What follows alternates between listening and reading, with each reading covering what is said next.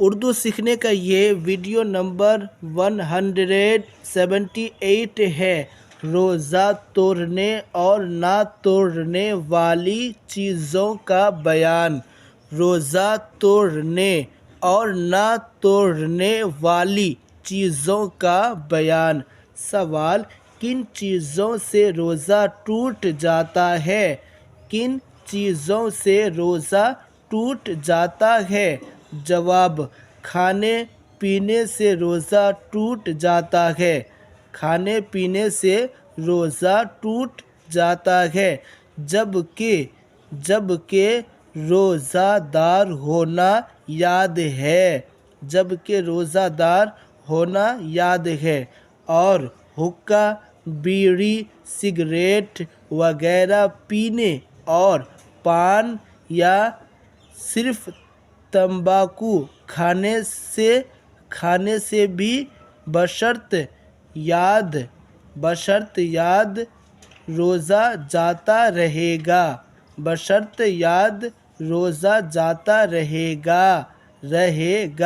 اس کا مطلب یہ ہے کہ اگر کوئی سگریٹ یا حقہ یا پان یا تمباکو، یہ تمام چیزیں اگر کوئی کھاتا پیتا ہے اور ان کو معلوم ہے کہ میں نے روزہ رکھا ہے، تو ان کا کیا ہوگا؟ روزہ ٹوٹ جائے گا۔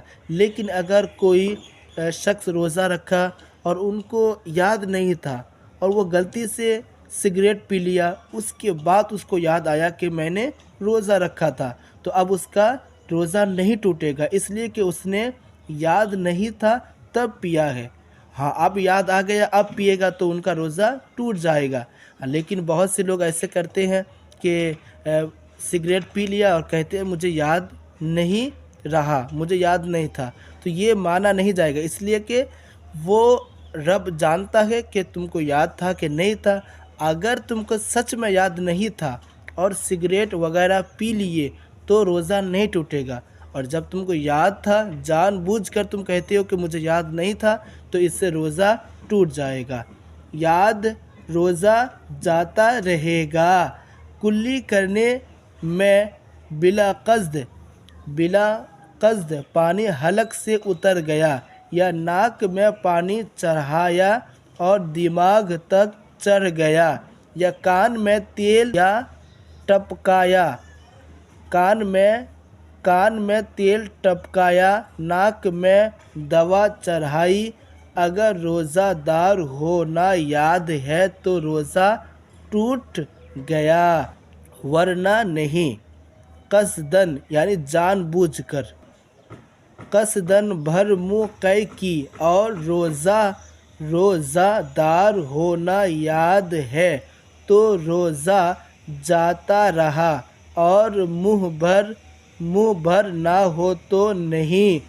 اور اگر بلا اختیار قے ہو اور منہ بھر نہ ہو تو روزہ نہ گیا، اور اگر منہ بھر ہو تو لوٹانے کی صورت میں جاتا رہا، ورنہ نہیں۔ اور اگر بلا اختیار قے ہو اور منہ بھر نہ ہو تو روزہ نہ گیا، اور اگر منہ بھر ہو تو لوٹانے کی صورت میں جاتا رہا، ورنہ نہیں۔ سوال: کن چیزوں سے روزہ نہیں ٹوٹتا؟ کن چیزوں سے روزہ نہیں ٹوٹتا؟